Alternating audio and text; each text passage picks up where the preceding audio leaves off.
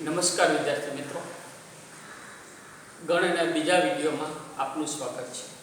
આ વિડીયોની અંદર આજે આપણે સ્વાધ્યાય 1.1ના દાખલાઓ ગણશું।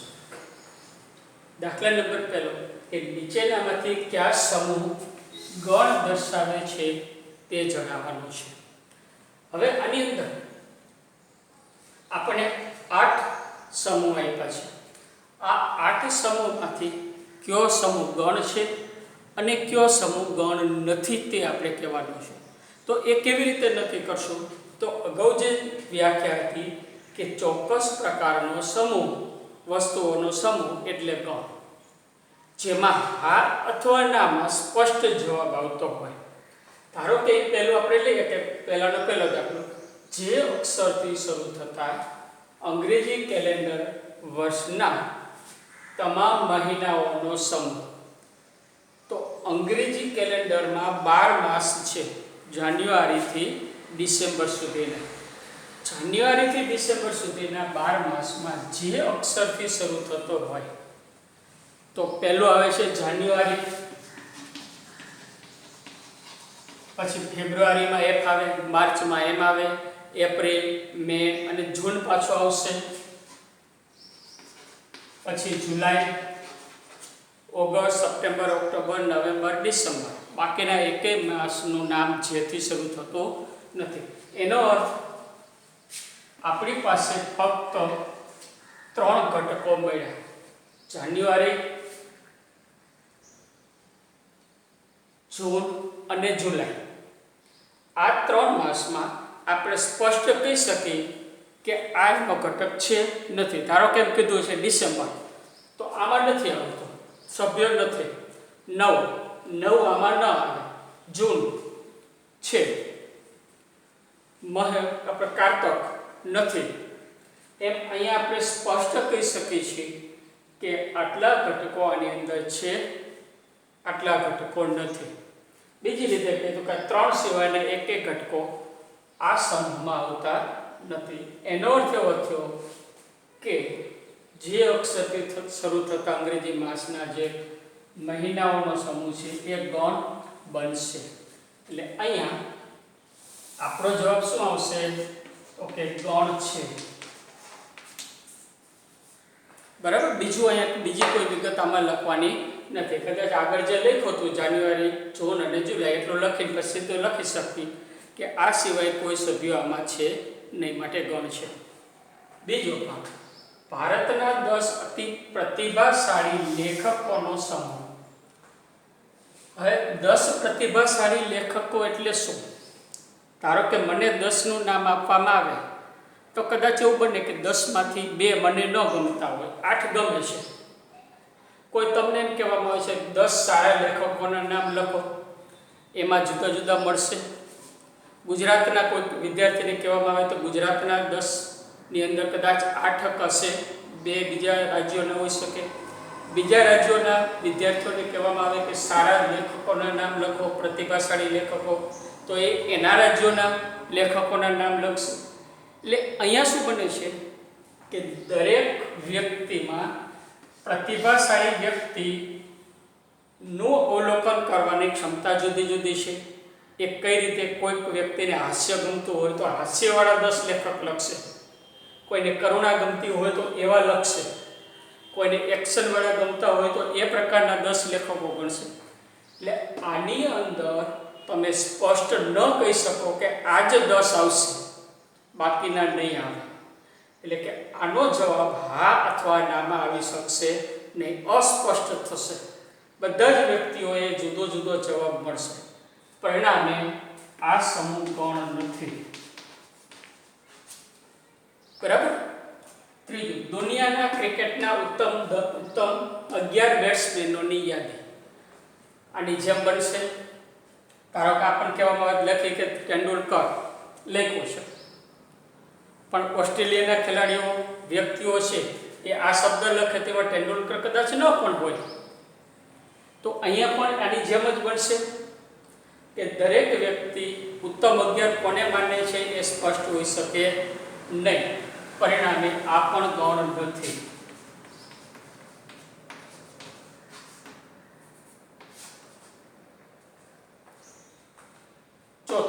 તમારા વર્ગના બધા છોકરાઓનો સમૂહ. સ્પષ્ટ છે કે વર્ગની અંદર ધારો કે 50 વિદ્યાર્થીઓ બેઠા છે, તો આપણે સ્પષ્ટ કહી શકીએ કે આ 50 જ મારા વર્ગના વિદ્યાર્થીઓ છે. બીજો કોઈ વિદ્યાર્થી બહારથી આવી બેઠો હોય તો સ્પષ્ટ કહી શકે કે આ મારા વર્ગનો નથી, બાજુના વર્ગનો વિદ્યાર્થી છે. એનો અર્થ કે આની અંદર ક્યાં આવશે વિદ્યાર્થીઓ, ક્યાં નહીં આવે એ સ્પષ્ટ છે. સ્પષ્ટ છે માટે ગણ છે. ચોક્કસ સમૂહ થઈ ગયો. પાંચમું, લેખક મુનશી પ્રેમચંદે લખેલી બધી જ નવલકથાઓનો સમૂહ. હવે અહીંયા જો બધી જ શબ્દ વાપર્યો છે, તો લેખક મુનશી ચંદે ધારો કે 5 લખેલી છે કે 500 કે 5000 લખી હોય, પણ એ સ્પષ્ટ છે કે પ્રેમચંદ મુનશીએ લખેલી છે, મુનશી પ્રેમચંદે લખેલી છે કે અન્ય લેખકે લખેલી છે. એટલે આપણે સ્પષ્ટ હા અને અથવા ના કરી શકીએ કે કોઈ પણ નવલકથાનું પહેલું પાનું ખોલીએ એટલે તરત આપણને એમાં લેખકનો પરિચયની હોય છે, તો એમાં તરત કહી શકીએ કે આ એને લખેલી છે, આ નથી લખેલી. એનો અર્થ ગમે તેટલી નવલકથાઓ હોય છતાં આપણે સ્પષ્ટ કહી શકીએ કે આ નવલકથા લેખક મુનશી પ્રેમચંદે લખેલી છે કે અન્ય લેખકે. એટલે કે આ નાનો જવાબ આપણે સ્પષ્ટ મળે છે, માટે ગૌણ છે. છઠ્ઠું, બધા જ યુગ્મ પૂર્ણાંકોનો સમૂહ. તો ગાણિતિક સમીકરણો હોય કે કોઈ પ્રશ્ન હોય, ગણ સંખ્યાઓનો સમૂહ હોય, એ હંમેશા સ્પષ્ટ જ રહેવાનો છે. યુગ્મ પૂર્ણાંકો 2 4 6 8 આવવાના છે, 1 3 5 આવવાના નથી, સ્પષ્ટ છે. પરિણામે આ સમૂહ પણ ગણ છે. સાતમું, આ પ્રકરણના બધા જ પ્રશ્નોનો સમૂહ. તો આ પ્રકરણમાં એક પ્રશ્ન હોય કે 1000 પ્રશ્ન હોય, પણ એ આ પ્રકરણનો છે કે નથી આપણે કહી શકીએ છીએ. પરિણામે આ પ્રશ્ન પણ એટલે કે આ સમૂહ પણ ગણ છે. ધારો કે પ્રશ્નની જગ્યાએ એમ કીધું કે શબ્દો, અક્ષરો, તો પણ એ સમૂહ બનશે. દુનિયાના ખૂબ જ ભયાનક પ્રાણીઓનો સમૂહ. હવે ભયાનક પ્રાણી કોને કહેવાય? ક્યારે કેવું બને કે કોઈ વ્યક્તિ સિંહ, વાઘથી કોઈથી ડરતો નથી, પણ સામાન્ય ગરોળથી બીવે છે, કોકરોચથી બીવે છે, તો એના માટે સિંહ, વાઘ ભયાનક નથી, એના માટે કોકરોચની ભયાનક છે. તો કેટલાક મોટા પ્રાણીઓથી બીવે છે તો એના માટે એ ભયાનક છે. એનો અર્થ કે ખૂબ ભયાનક પ્રાણીઓ કોને કહેવાય એ દરેક વ્યક્તિએ જવાબ જુદો જુદો મળવાનો છે. પરિણામે આ સમૂહ પણ એક ગણ બનતો નથી, એટલે કે ગણ નથી. આમ આપણે જોયું કે કોઈ વાક્યની અંદર શું આવી શકશે, શું ન આવી શકે સ્પષ્ટ થાય તો એ ગણ બનશે. ચાલો દાખલા નંબર 2 માં એ બરાબર ગણમાં 1 2 3 4 5 અને 6 છે, તો ખાલી જગ્યા પૂરવાની છે, પણ શેનાથી? માં છે અથવા માં નથી તે સંકેત મૂકેલી ખાલી જગ્યા પૂરવાની છે. આપણે કીધું એ પ્રમાણે કે કોઈ ગણની અંદર જો સભ્ય હોય, કોઈ ઘટક ગણનો સભ્ય હોય તો માં છે સંકેત આવશે, એટલે પહેલો સંકેત. ગણમાં ન હોય એટલે અહીંયા એ કીધું છે તો એમાં ન હોય તો માં નથી સંકેત આવશે. તો પહેલો લઈએ કે 5 ખાલી જગ્યા એ, તો 5 એની અંદર છે તો એના સભ્ય આપણે 1 થી 6 આપ્યા, એમાં 5 છે, એનો અર્થ કે 5 આની અંદર આવે છે માટે માં છે સંકેત આવશે. તો પહેલી ખાલી જગ્યામાં શું મૂકવાનું થશે? માં છે, કે 5 એમાં છે એવી રીતે થશે. બીજી ખાલી જગ્યા 8 ખાલી જગ્યા એ, 8 સભ્ય જો એ ગણમાં જવે તો એ ગણમાં 8 ક્યાંય આવતો નથી. 8 નથી આવતો માટે અહીંયા શું થશે કે માં નથી. સભ્ય નથી એટલે માં નથી, ડઝ નોટ બિલોંગ્સ ટુ. ત્રીજી ખાલી જગ્યામાં 0 ખાલી જગ્યા એ, 0 ક્યાંય છે નહીં, તો આમાં પણ આવશે ડઝ નોટ બિલોંગ્સ ટુ. ચોથી ખાલી જગ્યામાં 4 ખાલી જગ્યા એ ગણમાં જોઈએ 4 છે માટે બિલોંગ્સ ટુ એ. આ જ પ્રમાણે 2 છે, 10 નથી તો ત્યાં ડઝ નોટ બિલોંગ્સ ટુ આવશે. એટલે કે અહીંયા બિલોંગ્સ ટુ અને અહીંયા ડઝ નોટ બિલોંગ્સ ટુ થશે. ત્રીજાની અંદર આપ્યું છે કે નીચેના ગણોને યાદીની રીતે લખવાનું છે. યાદીની રીત એટલે એની અંદર આવતા બધા જ સભ્યોની યાદી લખવાની છે. પહેલો ગણ a બરાબર x, જ્યાં x એ આને આપણે વાંચશું જ્યાં x એ પૂર્ણાંક સંખ્યા છે અને -3 x 7. આ સંકેતો અસંખ્ય તમારે આગળના ધોરણમાં આવી ગયા. ગણને ગુણધર્મની રીતે લખવાની અંદર આગળ આપણે જોયું પ્રમાણે x એ પૂર્ણાંક છે અને -3 x 7 એ ગુણધર્મ થયો. કેવો તો કે x કયા પ્રકારની સંખ્યા છે.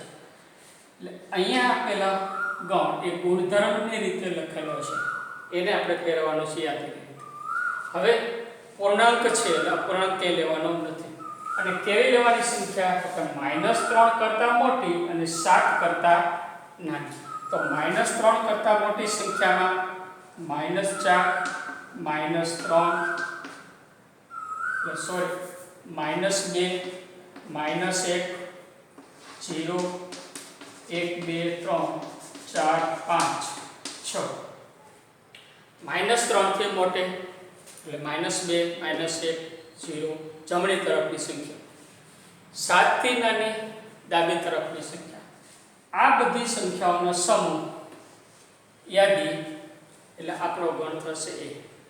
એનો અર્થ આની અંદર આવતી બધી સંખ્યાઓ આપણે લખી નાખીએ. હવે આમાં એ પણ ધ્યાન રાખવાનું છે કે અહીંયા કેવી સંખ્યાઓ આપેલી છે. ધારો કે અહીંયા પૂર્ણાંક આપી છે તો આ બધી સંખ્યાઓ આવશે. પણ આ પૂર્ણાંકની જગ્યાએ જો શબ્દ હોત કે પ્રાકૃતિક સંખ્યાઓ, પ્રાકૃતિક શબ્દ વાપરી દીધો હોત તો આપણને ખબર છે કે આ સંખ્યાઓ પ્રાકૃતિકમાં આવતી નથી. -2 -1 0 પ્રાકૃતિકમાં ન આવે. તો અહીંયા આપણી પાસે આટલો જ જવાબ આવે યાદીની રીતમાં. આ 3 ઘટકો નીકળી જાય. પણ અહીંયા પૂર્ણાંક હોવાને કારણે એ 3 ઘટકો પણ આવશે. એટલે એ બરાબર આપણો જવાબ થશે. બી x, જ્યાં x એ 6 કરતાં નાની પ્રાકૃતિક સંખ્યાઓ શબ્દ વાપર્યો છે. 6 કરતાં નાની પ્રાકૃતિક સંખ્યાઓની જો આપણે યાદી બનાવીએ તો 1 થી 5 સુધી આવશે. એટલે 1 2 4 અને 5. 6 કરતાં નાની કીધી છે એટલે 1 થી 5 આવશે. 6 સુધીની કીધી હોય તો 1 થી 6 આવે.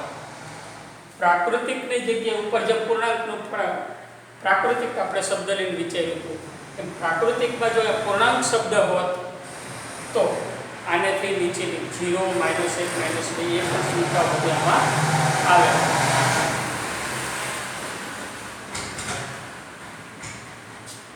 ત્રીજો સી x, જ્યાં x છે જેના અંકોનો સરવાળો 8 થતો હોય તેવી 2 અંકની સંખ્યાઓ છે. હવે 2 અંકની સંખ્યાઓ કઈ કઈ થશે તો કે 11 થી શરૂઆત કરીને ક્યાં સુધીની 99 સુધીની સંખ્યાઓ. આ બધી સંખ્યાઓ એવી છે કે જે 2 અંકની છે. આ 2 અંકમાંથી આપણે જેનો સરવાળો 8 થાય એવી જોવાનો છે. હવે 8 શરૂ થતો હોય તો 11 માં સરવાળો 2 થાય, 12 માં 3 થાય. એ પ્રમાણે હવે બધી સંખ્યાઓનો સરવાળો કરવા બેસવાની જગ્યાએ 8 કોનો સરવાળો થશે તો કે 1 અને 7 નો, 2 અને 6 નો, 3 અને 5, 4 અને 4. બરાબર. આ જોડ એવી છે કે જેનો સરવાળો 8 થાય છે. તો એનો અર્થ એવો થયો કે આ સંખ્યાઓ માનો કે 17 આવે તો 71 આવશે. બરાબર. એ પ્રમાણે આપણે બધી સંખ્યાઓ લખી નાખી. તો સૌથી પહેલા શરૂ થતી હોય જેનો સરવાળો 8 થાય એવી એ થશે 17. પછી બગડાની અંદર 2 માં જઈએ તો એ આવશે 26. પછી 3 માં જઈએ તો 35. પછી આવશે 44. હવે એનાથી ઊંધો વિચારીએ, આ લખી નાખી પાછળ. બરાબર. તો 44 આવી ગયું, આવશે 53, 62 અને 71. હવે વચ્ચે હજી બીજી સંખ્યાઓ 2 અંકની સંખ્યાઓની અંદર જોઈએ તો શૂન્યવાળી એટલે કે 0 અને 8 એ સંખ્યાઓનો સમાવેશ પણ એટલે સરવાળામાં આવશે. 0 અને 8 બે અંકની નહીં બને, એક જ અંકની બનશે, પણ 8 ની પાછળ 0 મૂકીએ તો એ બે અંકની સંખ્યા થશે અને સરવાળો 80 થશે. તો છેલ્લી અંક આપણે સંખ્યા લખી શકીએ 80. આમ 17, 26, 35, 44, 53, 72 અને છેલ્લી સંખ્યા આવશે 80. આ સંખ્યાઓ એવી છે કે જેને બે આંકડાનો સરવાળો 8 થાય છે, બધામાં જોઈ શકો છો. આ થઈ તેની યાદીની રીત.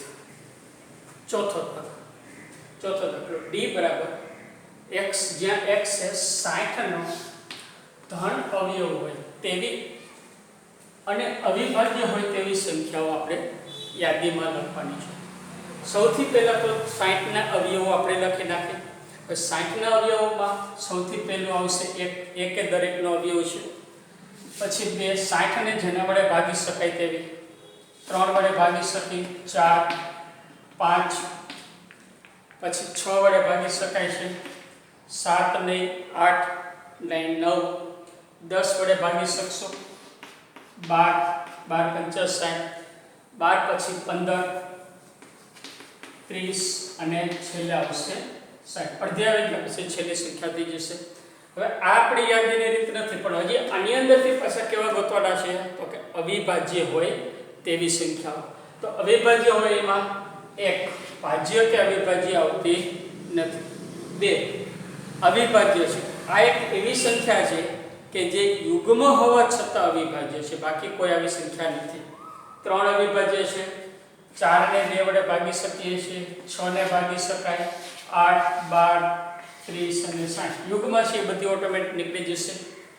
15 ને આપણે 3 કે 5 વડે ભાગી શકીએ એટલે આ પણ નીકળી જશે. તો ધન અવયવ હોય અને અવિભાજ્ય હોય એવી 60 ની જે સંખ્યાઓ છે એમાં 2, 3 અને 5 આ ત્રણ જ વધશે. એટલે આપણો જવાબ D બરાબર થશે 2, 3 અને 5. E બરાબર ત્રિગોનોમેટ્રી શબ્દના મૂળાક્ષરોનો ગણ. તો એ ગણ બનાવવા માટે ગણની અંદર પહેલા અક્ષરથી લેતો જવાનો, પહેલા T, પછી R, બધા વારાફરતી અક્ષરો મૂકતા જવાના. રિપીટ થતો હોય તો મૂકવાનો નથી. ધારો TR, પછી I, G, O, N. O ફરીથી આવે છે તો અહીંયા આપણે લખશું, આવી ગયો છે લખશું નહીં, M. E નથી આવ્યો, T આવી ગયો છે, R આવી ગયો છે, Y નથી આવ્યો તો એ લખી નાખીએ Y. આ થઈ ગઈ યાદીની રીત. એ જ રીતે F, બેટર શબ્દના મૂળાક્ષરોનો ગણ B, પછી E, વચ્ચે અલ્પવિરામ મૂકતા જઈએ, T બીજી વખત આવે છે તો નહીં લખીએ, E આવી ગયો છે, R નથી આવ્યો તો લખી નાખશું. તો બેટર શબ્દના મૂળાક્ષરોનો ગણ F બરાબર B, E, T અને R થશે.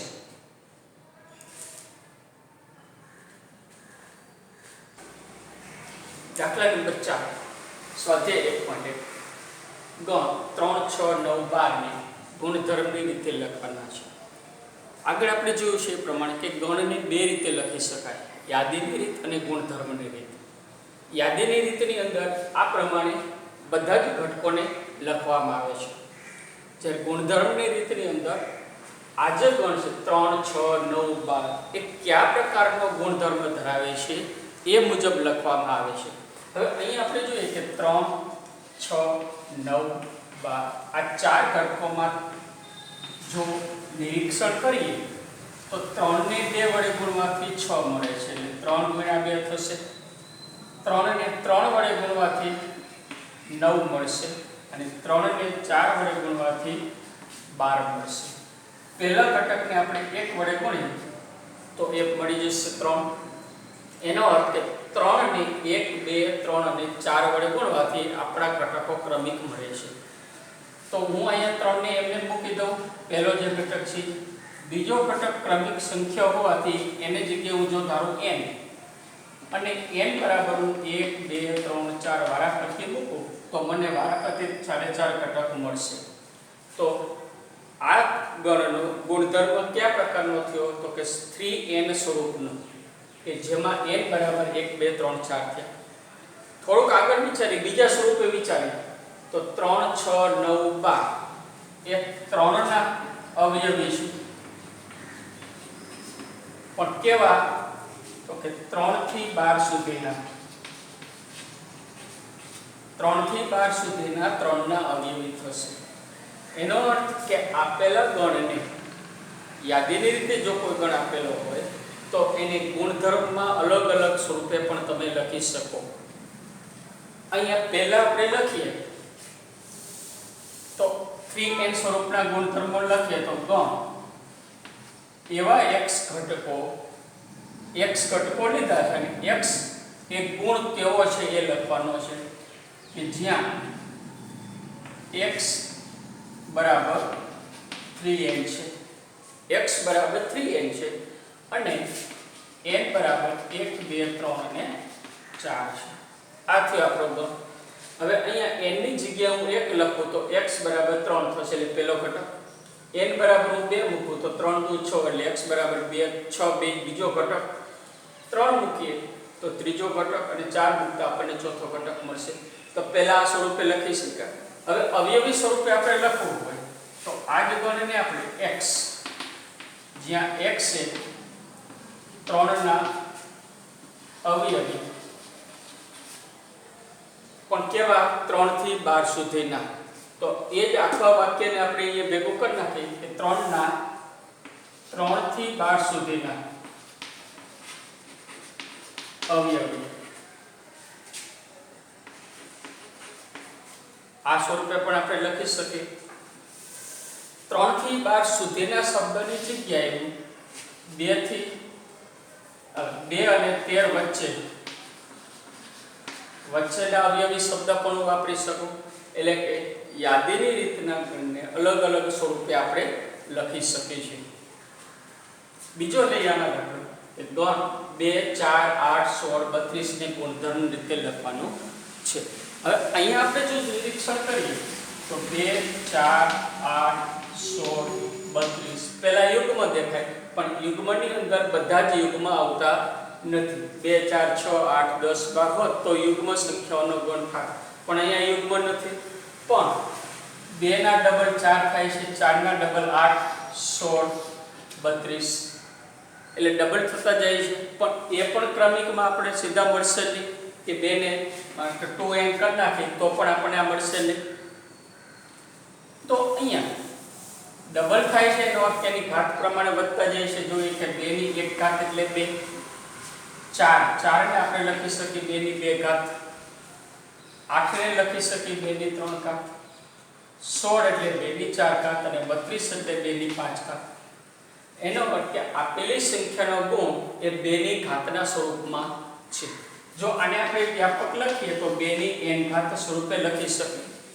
અને n બરાબર કઈ સંખ્યા થશે તો કે 1 થી 5 સુધીની સંખ્યા મૂકી શકાય.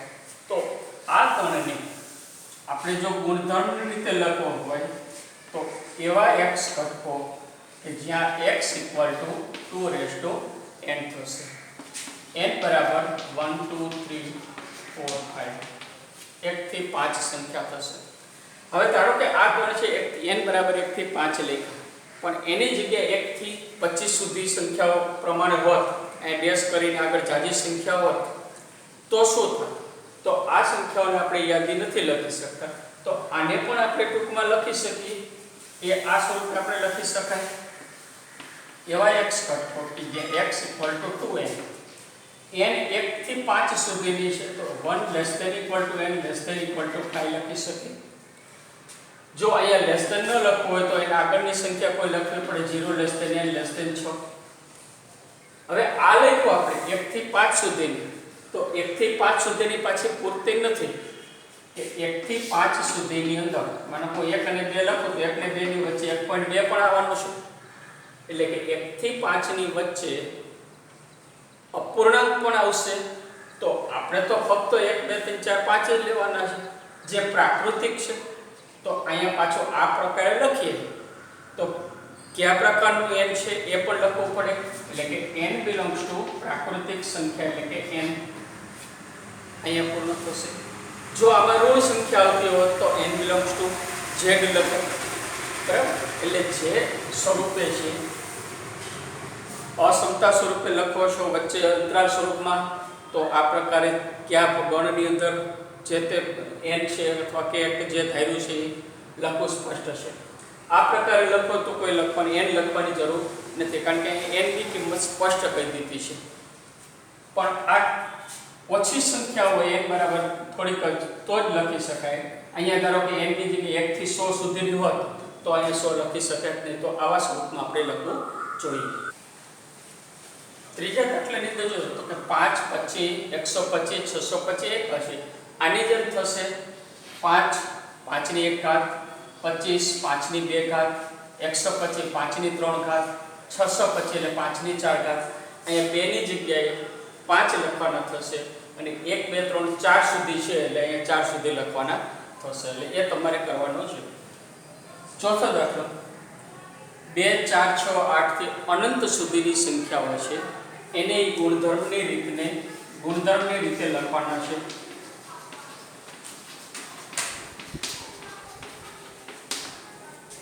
હવે આને ગુણધર્મની રીતે લખવા માટે ગુણ જોઈએ તો 2, 4, 6, 8 યુગ્મ સંખ્યાઓ છે.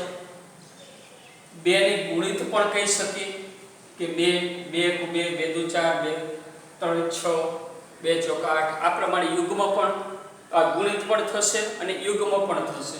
તો આને આપણે x જ્યાં x 2n લખી શકીએ.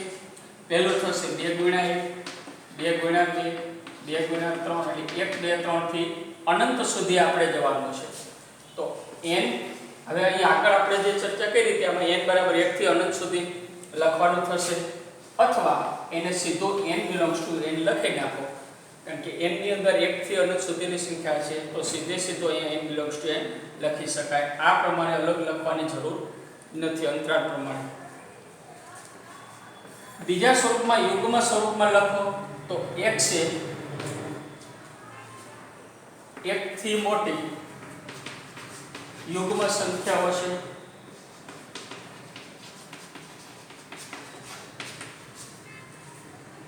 એક થી મોટે શબ્દ યુગ્મ સંખ્યાઓ છે એની જગ્યાએ જો જે બીજા સ્વરૂપમાં લખું તો x છે ધન યુગ્મ સંખ્યાઓ છે. આ પણ અનંત ગણ આવશે. એટલે આ ગણને આપણે આવા અલગ અલગ 3 સ્વરૂપમાં લખી શકીએ છીએ.